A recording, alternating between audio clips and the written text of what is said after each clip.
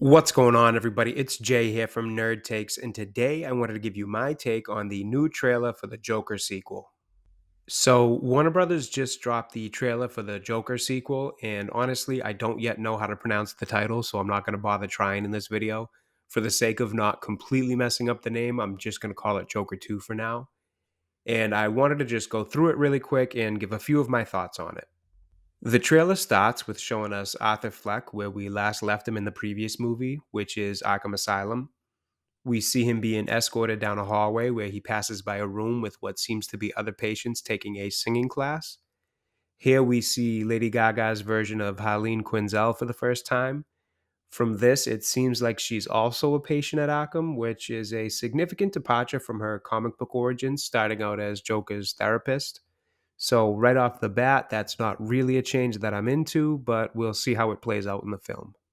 Then we get some more looks at Arthur in Arkham, as well as him and Harley having a more direct face to face encounter. After which, we see Arthur in full Joker attire in a spotlight scene, which admittedly looks pretty nice, followed by a moment where Harley kind of leans into him and says, "Let's get out of here," insinuating what's most likely their escape from Arkham. And then the music kicks in, and we see the two of them dancing together in what looks to be the backdrop of a musical, as well as a very chaotic scene in the streets with ambulances driving by. I get the feeling that this is representative of the balance between reality and what Arthur makes up in his mind, similar to the first film. From there, we get a few different scenes of Arthur and Harley together, none of which stand out as telling a ton about the movie or the story, just some kind of chaotic visuals of the two.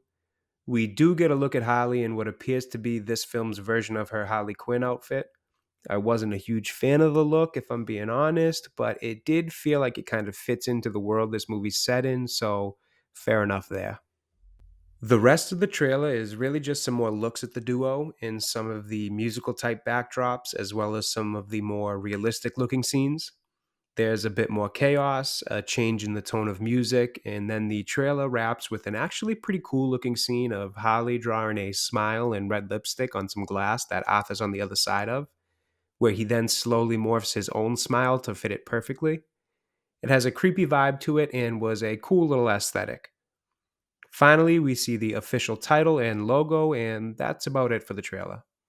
So, my initial thought on this, if I'm being totally honest, was that it's not a bad trailer per se, but it didn't really get me excited for this movie.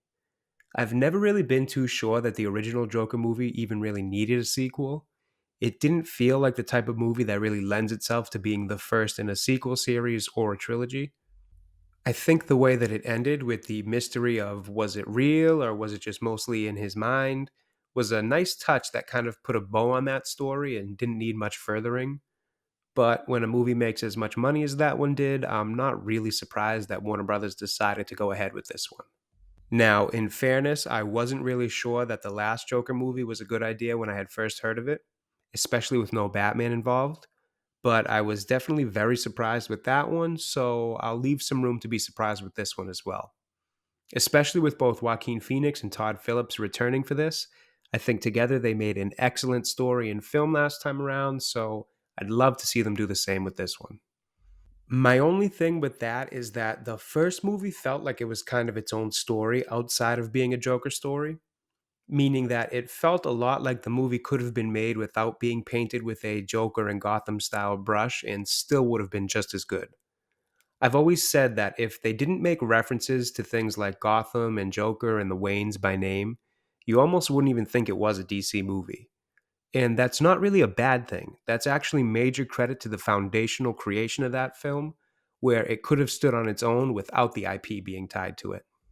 However, this trailer does give me some concern that this second one may push the limits of that and make the ties to the world of Batman feel far too loose to even really be there, thus making it feel a little bit more like a gimmick this time around.